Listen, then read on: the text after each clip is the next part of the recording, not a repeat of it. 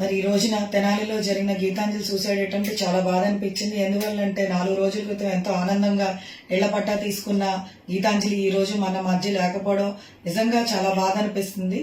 మరి తెనాలిలో 4 రోజుల క్రితం ఇళ్ల పట్టా కార్యక్రమంలో అమ్మాయి పార్టిసిపేట్ చేసి ఎంతో ఆనందంగా ఇళ్ల పట్టా తీసుకుని కిందకు వస్తున్న టైంలో ఆ అమ్మాయిని ఒక విలేకరు ఇంటర్వ్యూ చేస్తే అమ్మ ఏమ్మా ఇంత ఆనందంగా ఉన్నావు అని చెప్పి ఆ విలేకరు ప్రశ్నించినప్పుడు my dream has come true అని చెప్పి ఆ అమ్మాయి నా సొంత ఇటుకల నెరవేరిందని చెప్పి ఎంతో ఆనందంగా వ్యక్తం చేసింది.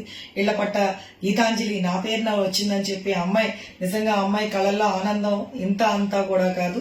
తర్వాత విలేకరి ఈ ప్రభుత్వం నీకు ఏ లబ్ధి చేసిందమ్మా అంటే ఈ జగనన్న ప్రభుత్వంలో నేను అన్ని రకాలుగా లబ్ధి పొందాను. అదేవిధంగా మా మామయ్య గారికి పెన్షన్ వచ్చింది, మా అత్తయ్య గారికి చేయూత వచ్చింది, అదేవిధంగా మా పిల్లలకు కూడా అమ్మఒడి డబ్బులు వస్తే నేను అది ఫిక్స్డ్ డిపాజిట్ వేసుకున్నాను. ఈ ప్రభుత్వంలో నేను చాలా ఆనందంగా ఉన్నామని చెప్పి విలేకరికి సమాధానం వచ్చింది.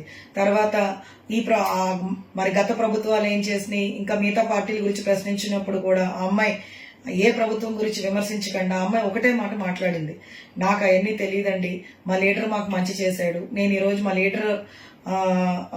లీడర్ ద్వారా నేను చాలా ఆనందంగా ఉన్నాను, ఖచ్చితంగా మా లీడర్ యొక్క గెలుపు కోసం నేను ఖచ్చితంగా కృషి చేస్తానని చెప్పి ఆ అమ్మాయి చాలా పాజిటివ్ యాటిట్యూడ్, చాలా ఆనందంగా, చాలా ఏమీ కల్మషం లేకుండా ఆన్సర్ చెప్పే విషయం మనందరం కూడా చూసాం.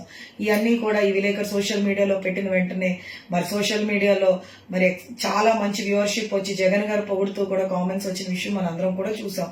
ఇవన్నీ ఓరవలేక చూడలేక ఏమీ చేయలేని పరిస్థితిలో ఐటీడీపీ సోషల్ మీడియా వాళ్ళు ఈ అమ్మాయిని ట్రోల్ చేస్తూ పావలా యాక్షన్ చేస్తున్నావా, 5 రూపాయలు యాక్షన్ చేస్తున్నావా, నువ్వు అక్కడికి రా ఇక్కడికి రా అని చెప్పి ఇంకా అసభ్యకరమైన ట్రోలింగ్స్ చేస్తూ నేను ఆ నోటితో చెప్పలేను అమ్మాయిని మానసికంగా హెరాస్ చేస్తూ ఫైనల్ గా అమ్మాయిని ఎంత మెంటల్ టార్చర్ పెట్టారంటే ఆ అమ్మాయి ఎవరికీ చెప్పుకోలేని పరిస్థితిలో వెళ్ళి ఆ అమ్మాయి ఒక ట్రైన్ కింద పడి చనిపోయిన విషయం మన అందరం కూడా తెలిసిందే.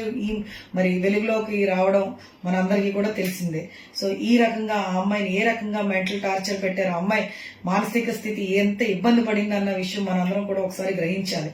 మరి ఈ రోజు రాష్ట్ర హౌసింగ్ చైర్పర్సన్ కింద నేను ఒకటే అడుగుతున్నాను, ఈరోజు చంద్రబాబు నాయుడు గారిని అదేవిధంగా మరి పవన్ కళ్యాణ్ గారిని, ఈరోజు జగనన్న ప్రభుత్వంలో మహిళలకు ఇళ్ల పట్టాలు ఇచ్చి మహిళలు ఆనందంగా ఉండాలి, మహిళలు స్వేచ్ఛా స్వాతంత్రంగా ఉండాలి, మహిళలు లక్షాధికారులు చేసే ఉద్దేశంతో ఈరోజు జగన్మోహన్ రెడ్డి గారి ప్రభుత్వం పనిచేస్తుంటే మరి మీ యొక్క సోషల్ మీడియాలో ఉన్న ఐటీడీపీ మరి మెంబర్స్ అదేవిధంగా ఫేక్ అకౌంట్లు క్రియేట్ చేసి మహిళలు ఏ రకంగా ఇబ్బంది పెడుతున్నారన్న విషయం, మరి ఈ రకంగా ఇబ్బంది పెడుతుంటే మరి మీరందరూ ఏం చేస్తున్నారని చెప్పి ఈరోజు ఒక 14 సంవత్సరాలు ముఖ్యమంత్రి చేసిన మీరు ఈరోజు మహిళల భద్రత గురించి ఈ రకంగా చేస్తున్న వాళ్ళందరినీ ఏం చేస్తారని చెప్పి నేను మిమ్మల్ని చంద్రబాబు నాయుడు గారు మిమ్మల్ని ప్రశ్నిస్తున్నాను. అదే విధంగా ప్రశ్నిస్తానన్న పవన్ కళ్యాణ్ గారిని కూడా నేను ఒకటే అడుగుతున్నాను, ఏమండి ఇప్పుడు మీరు ఏం ప్రశ్నిస్తారో మీరు ఖచ్చితంగా ప్రశ్నించాలి. ఎందుకంటే ఈరోజు మీ యొక్క